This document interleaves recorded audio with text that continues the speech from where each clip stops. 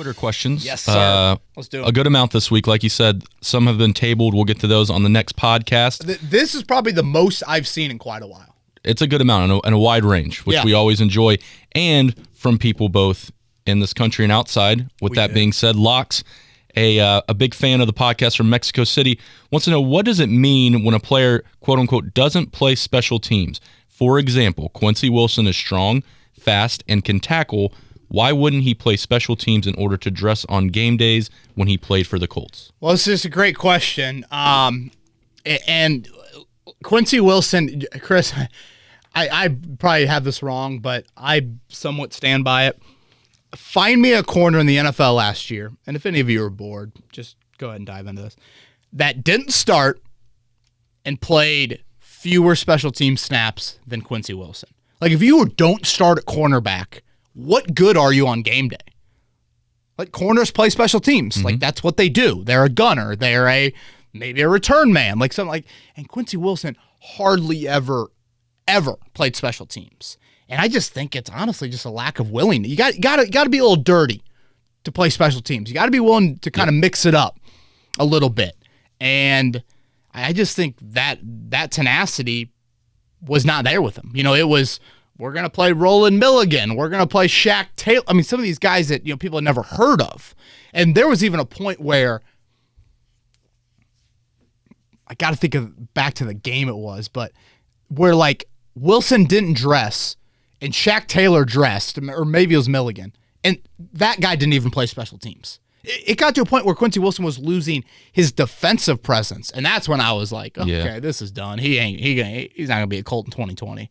So I think that's what it was with Wilson. He just lost value as a defender, and that was when you saw that, it was kind of like, man, it went from you're praising his versatility, and he's 6'1", and he's 200, and he can line up in multiple places, but you got to have a screw loose to play special teams. You know, it's not for, you know, the homecoming king. It is for the guy who wants to get a little dirty. Yeah. And I just think the Colts felt like their options were better elsewhere. Now, it's a worthy debate, though, of like, what means more to your football team?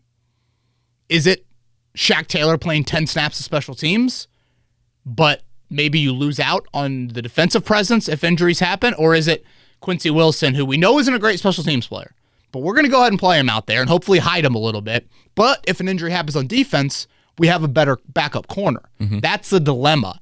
And that's where, you know, maybe I disagreed a little bit with the Colts. But, I mean, Quincy Wilson wasn't going to save your season. Casey asks, it seems more and more likely that Hooker and Mack will not get a big second contract with the Colts. Who is your surprise pick for someone in the next year or two that will also miss out on a second deal with the team? Man, Casey, this is good. It's a good question. We got smart listeners. We do. We really do. All right, second deal with the Colts. I assume I can't say Rivers. It's your podcast. You can say whatever.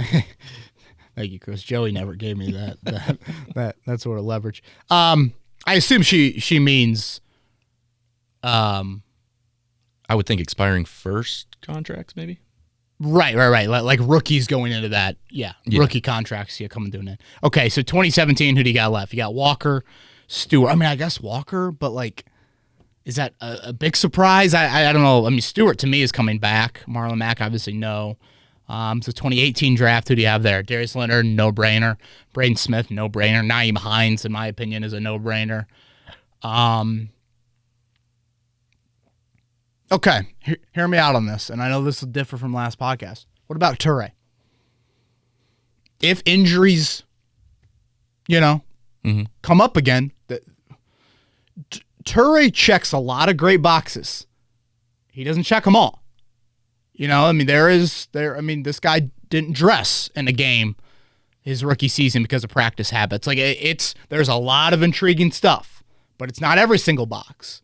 And availability is probably the biggest box. 18 games played, I want to say it's in 2 years. If he misses 5, if he misses 6 games, boy, I mean, you can't ignore it. And maybe a little bit more than that. So if he plays less than half the season, it's hot water.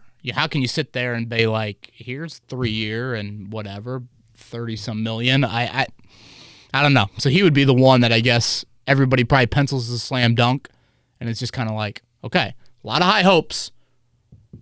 He's still got to make sure that he's dressing every week. Jared, who loves the podcast, has a 2-question for you. 1, do you feel that Mo Alley-Cox takes the next step forward this year as the number 2 tight end in 12 personnel, or does Burton slide into that role? I think it's Burton, and all caps if healthy. Yeah. But still, I think Burton is the more unique chess piece. He's the more he's only 6'2", but he's a much better blocker than Ebron was. Mm-hmm. So I think when you put Burton on the field, you aren't necessarily like when Ebron was on the field, like the D-line shouldn't have even treated it like it was a run play. Like you're just like, oh yeah, they're gonna throw it. When Burton's on the field, you aren't tipping your hand as much. So I think that will help you.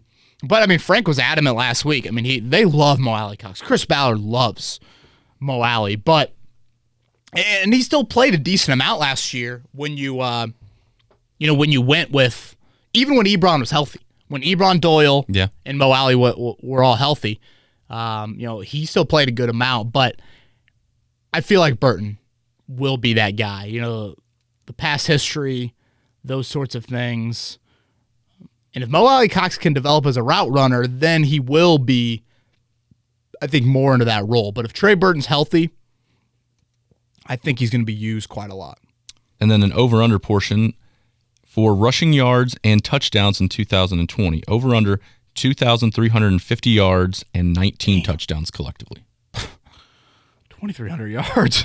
It was a miracle the Colts got to 2,000 last year. I'll go under. 2,350 is a lot. Philip Rivers ain't going to allow that. He's going to be like, oh, guys, we got audible. I got some numbers. I got 9 kids at home to feed. I got to make sure that I'm getting mine in too. I'll go a hair under there on yards. What did he say on touchdowns? 17 touchdowns. Last year they had 19. 19 touchdowns last year. They had 17. He's going 17 for the over-under? No, sorry. 19 is what he's going over-under. Gotcha. 17 is what they had last year. Dude, touchdowns are so hard to predict. Like, I told you guys the Damian Williams story last week about the Super. I mean, when are they going to give the ball to Quentin Nelson at fullback? When are they going to throw the ball to the tackle-eligible Anthony Costanzo against the Patriots, and he does his little, whatever that dance was that he did. I'll say a hair under on touchdowns. But, again, really, really hard to predict. Nathaniel, hola, Kevin. Oh, loves the pod. Inspired him, and you inspired him to start one of his own, actually. Let's go. Wants to know what game Colts versus Phillip Rivers do you remember that you cannot forget, either win or loss? Oh, man. Nathaniel, this is a great, great question. Boy. I mean, outside of Brady, I don't think there's a quarterback that you think of more with the Colts than Rivers, especially for our generation. Yeah. The first one is Rivers running his mouth to the fans. 08, I want to say. Playoff divisional round, maybe. I think that's right. 2007 season, maybe. Yeah, Rivers tears ACL. Billy effing Volek comes in and beats the Colts. Yeah, I mean that's probably the first game. I mean, I don't have the numbers in front of me. I think Rivers is 6-2 all time against the Colts. I mean, he's owned. Yeah. Owned the Colts. There aren't many quarterbacks that can sniff that. And he has. What else comes to Prime mind? Colts, too. Yeah, prime. For sure. I mean, we're talking Peyton Manning Colts. What else comes to mind? I remember the games out there. Cromartie picked off Manning at least 2 times, maybe 3. Yeah, I think 3, maybe. And Vinny missed a chip shot, right? I think it was off the upright. I mean, a short kick for the win. I remember Sproul. I feel like I'm picking all losses, but I guess there are 6 of them. I remember Sproles running for the touchdown in the playoff game, overtime game. Clinton Session, I think, swung and missed on the. You talk about a guy that brought it. That's Clinton the first Session. One I think of, and the second one when the Colts opened, I believe, on a Monday night game out in San Diego, and lost to the Chargers. They opened the I think they opened on Monday Night Football. I remember they played Monday night with Pagano out there. I remember being jazzed because it was right after college, first time back in the city, looking for a Colts bar downtown to go to watch the game, and they just laid an egg. Yeah, I remember them losing Monday Night Football. It was the week before they they beat Peyton here. Okay, so maybe it wasn't back to start the year, but I do remember it being Monday Night Football. Yeah.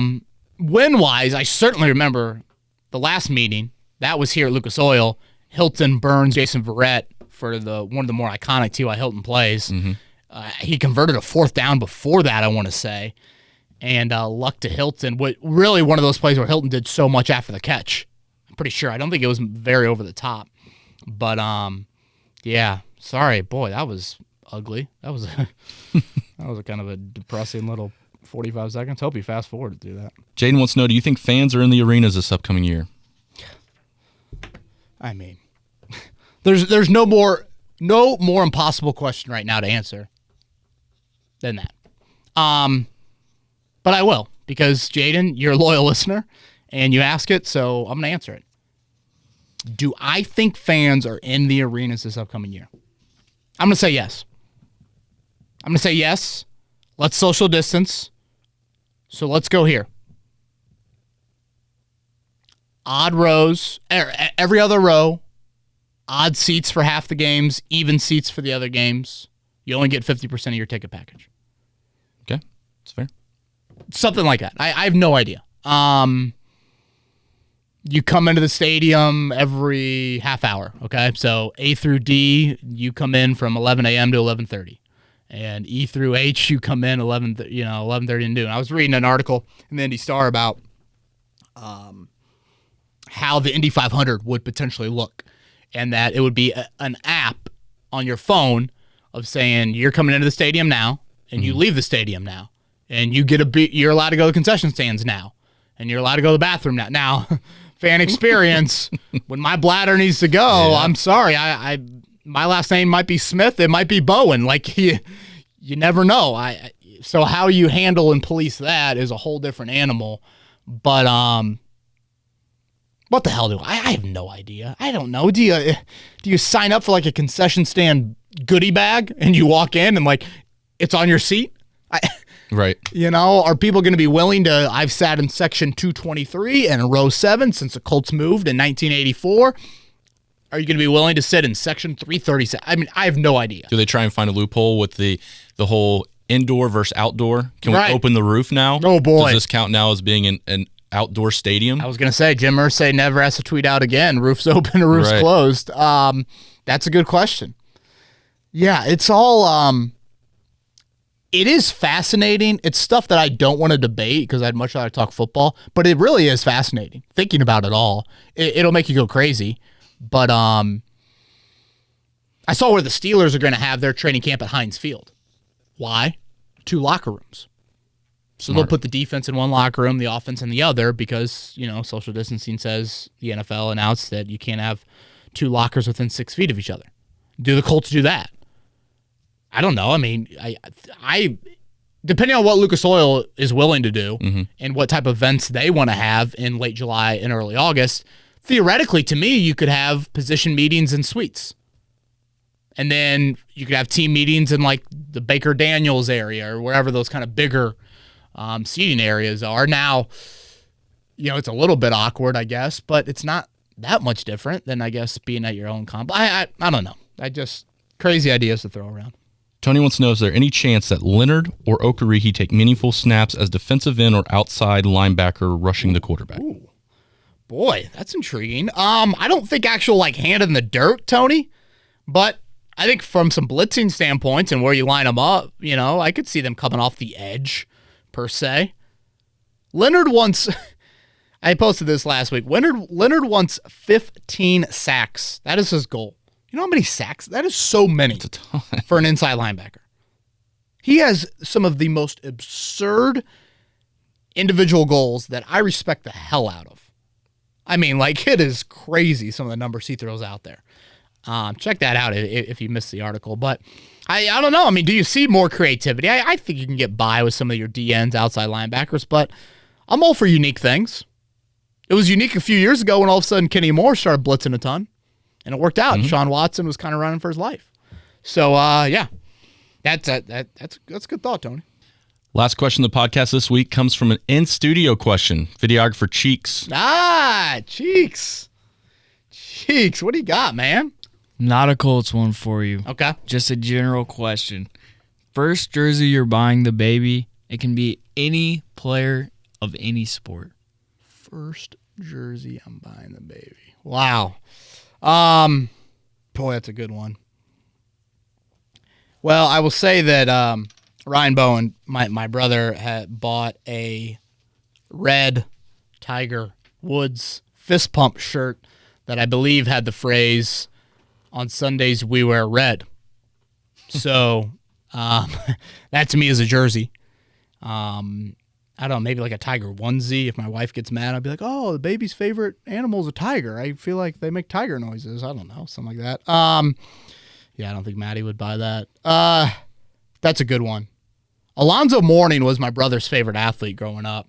I would like a Bob Sanders jersey.